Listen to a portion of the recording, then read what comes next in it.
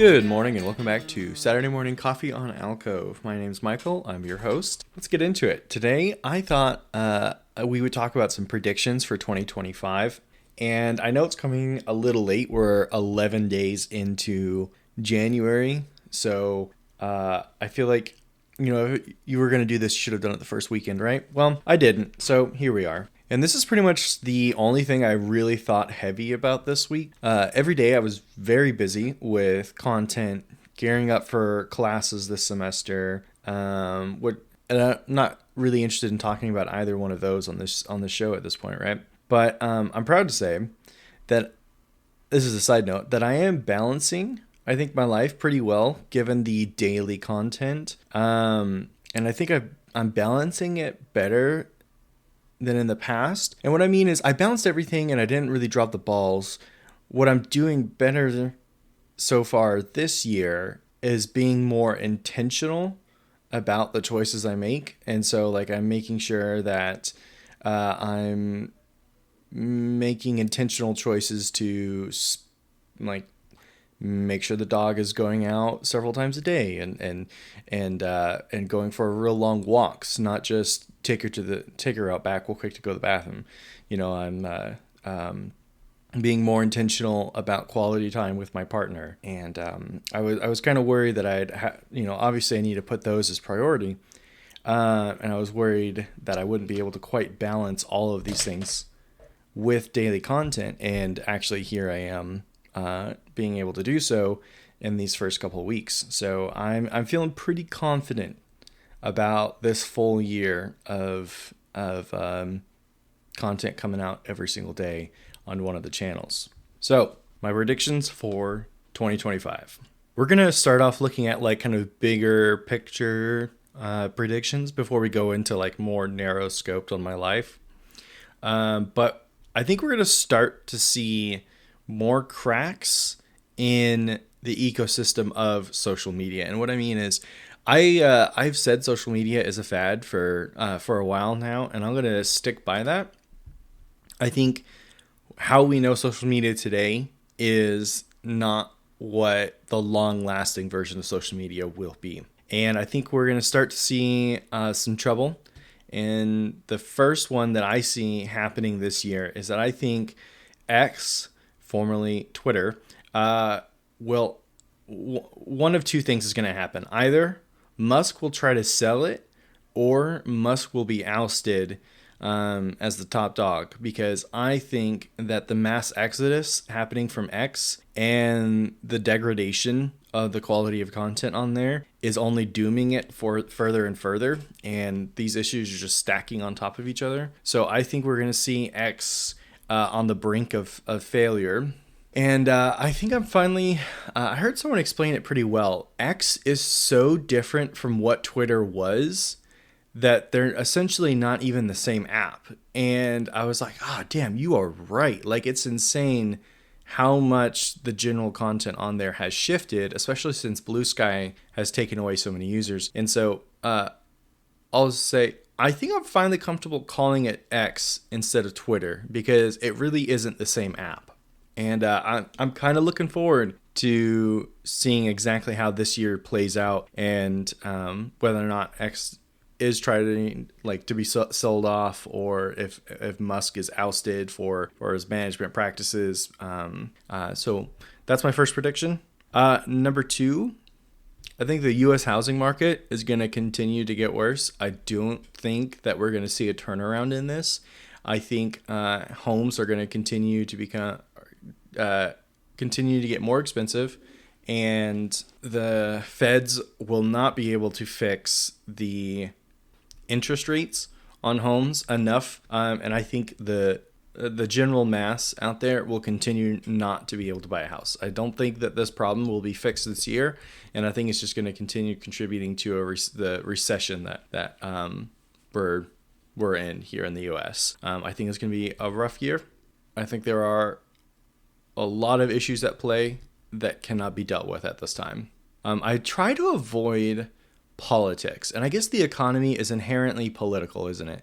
And so I generally try to avoid politics on this show, just to keep this a little bit more lighthearted. This one made it onto the list. Our third prediction for 2025 is that a major streaming service will either sell off all of its subsidiaries, so all of the production companies that they've bought, or it breaks up and goes and just becomes individual. It releases the studio, sells off the studios, or it doesn't sell off the studios, but breaks itself up from being such a large conglomerate, and the studios become independent again, and the streaming service goes back to very basics or even shuts down. And I'm talking about one of the major ones. Like I'd say, like, maybe not. Netflix probably has a few years left in it. But HBO or Max has been messing up a lot lately, and I've talked about my frustration with streaming services. Anyways, Netflix's quality has just plummeted in the last few years. Disney's management of Hulu has not been great, and Disney Plus and a lot of these streaming services are also taking very like anti-consumer friendly policies. And I think it's frustrating a lot of people. I think it's going to continue, and this like drive for physical media consumption, is only going to increase. And I think there's a lot of pressures on these streaming services and their continued rising cost, despite all of the issues facing their consumers. I see at least one streaming service in some serious hot water by the end of the year. And either it sells off its subsidiaries, or it breaks up, or we see a major one that has to merge into another major one. I'm going to add that onto it. Like, Paramount Plus merges into, or Peacock merges into Paramount Plus or something. That would be nuts, only because of who the parent companies for both of those are. So that's my prediction for streaming services. I think physical media is only going to continue to get more popular and more in demand this year. And I wouldn't be surprised if we start seeing more DVDs being sold in like Walmarts and Targets and stuff again. My last kind of non-related to me, but this is kind of the midway point. Grand Theft Auto 6 will not release this year. Grand Theft Auto 6 has been hotly anticipated for a very long time, and they have confirmed a couple times now that they are releasing in 2025, and the entire gaming industry is eagerly waiting for it. Reportedly, there are numerous games that are also, since there's no exact date for GTA 6, there are a number of games that are withholding their release dates because they don't want to release around GTA 6. That's how big this game is. It's GTA 5 is the third largest selling video game in history. First one is Tetris, second one is Minecraft, and this one's GTA 6. I'm pretty confident in those numbers. But so that's just an idea of how massive the Grand Theft Auto franchise is, and that it's terrifying all the other publishers because they don't want to release a game anywhere near the release of this game. But my prediction is they hold on to 2020, saying 2025 is it, until like the end of Q1, and then they go, actually, we don't have the bugs fixed. We're pushing this to 2026. I'm very confident in that prediction, actually. Especially in today's gaming industry where nothing releases on time. And if it does, it's always buggy and doesn't work and has a lot of frustrating points that still have to be fixed afterwards. At least by these, big studios. Okay, now more fun. We're going to talk about my life. Me. Hello. Hi. How are you? My first prediction about me is that I am going to hit 200,000 gamer score. So I also try not to talk about video games too much on this podcast because I know that most of the people that listen to this podcast are not so much interested in video games. I think that even though it took me 20 years, let's see, something like that, almost 20 years to get 100,000 gamer score, I think that I will hit my second 100,000, getting me to 200,000 in just this year. Feeling froggish. Even though I know that's a terrible prediction to make, considering the workload on me this year, but here's what I'm thinking. Video games are absorbed as part of the content in what I'm putting out there. So there is at least some additional baked in opportunity in content production to make achievements. I have every other week is an achievement hunting stream on a game, and then every single week is also playing games with Eli.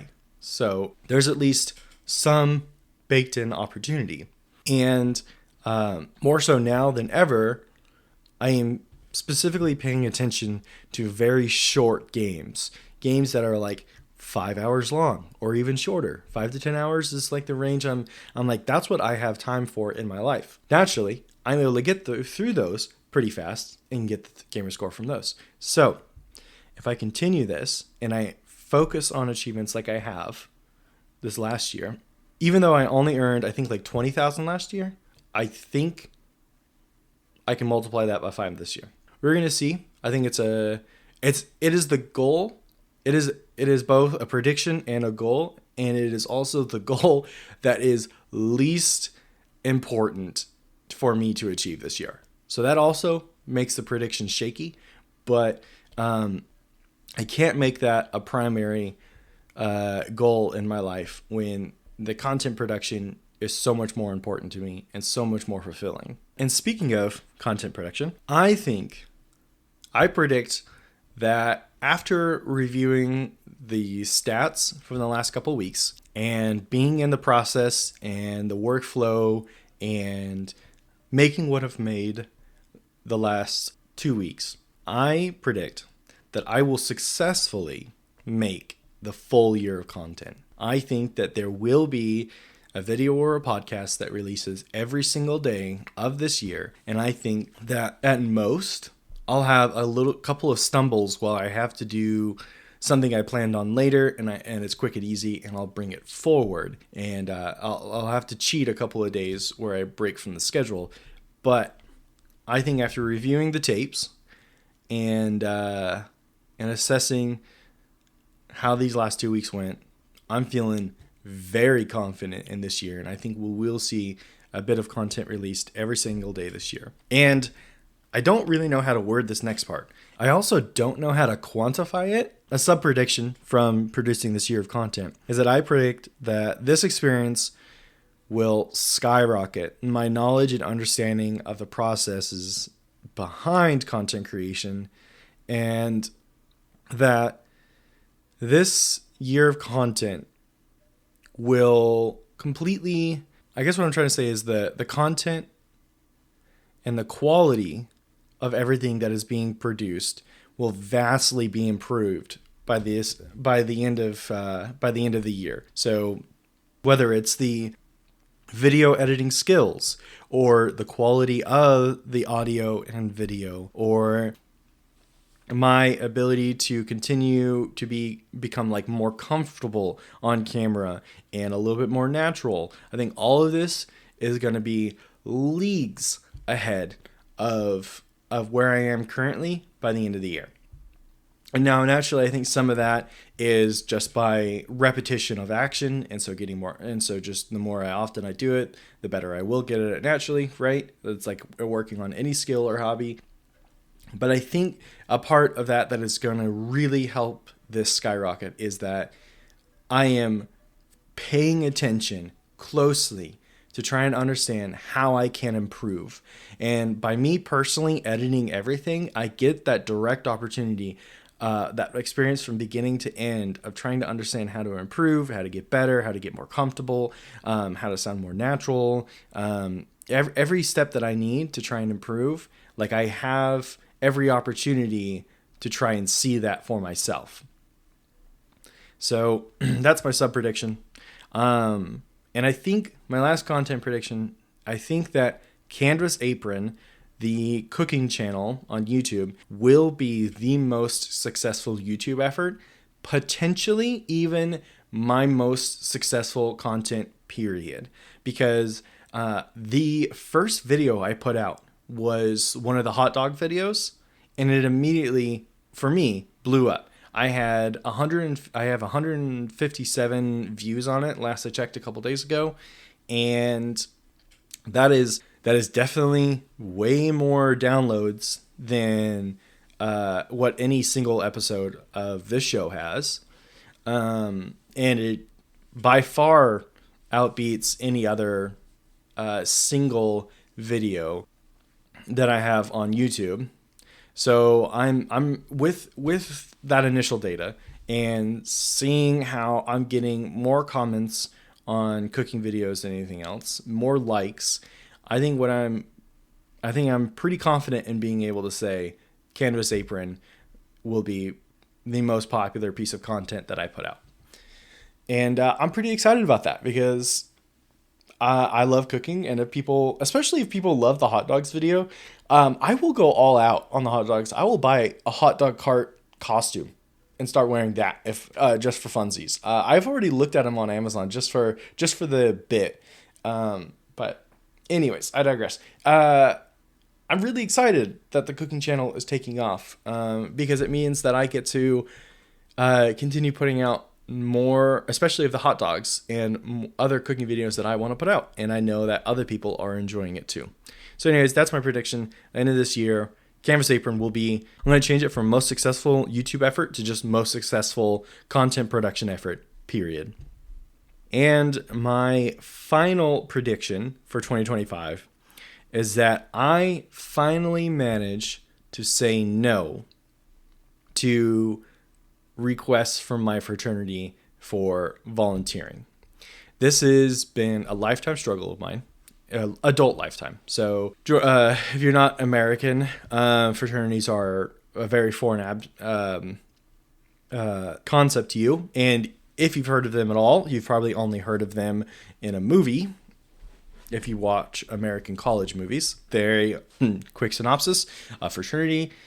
You join one in college, and it's a group of anywhere from 15 or 20 to 150 men who usually most of them live together in one mansion, and it's through you're an undergraduate member for while you're in college or university, and then when you graduate, you become an alumni member, and you have individual chapters located on different college campuses, and then you have a national organization that manages each of them. So I am a member of Delta Sigma Phi, and since I joined 10 years ago, I have never been able to say no or I don't have time to a volunteer opportunity.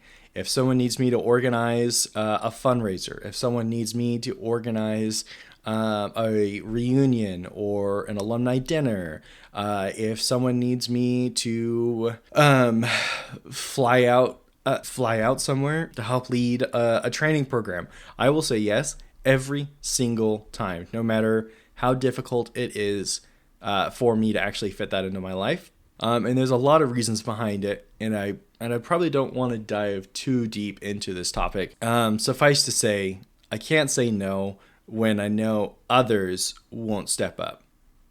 I try to lead my life with a step up or step aside kind of mentality, and I'm not one to step aside, and so I always step up and say me.